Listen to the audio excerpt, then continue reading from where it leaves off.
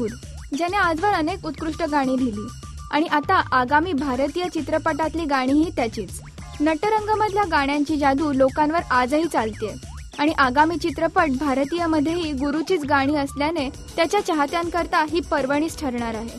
गुरुने ह्यात एकूण 3 गाणी लिहिली असून त्याने लिहिलेल्या पोवाड्याला आवाज लाभलाय तो नंदेश उमप यांचा, तर भजन गायलंय ते रूपकुमार राठोड यांनी. तर इल्ला इझी रे बाबा या कर्नाटकी मिक्स तडका गाण्याला आवाज लाभलाय तो श्रेया घोषाल हिचा. त्यामुळे भारतीयाच्या निमित्ताने गुरुची गाणी पुन्हा एकदा लोकांना ताल धरायला लावणार आहेत हे नक्कीच.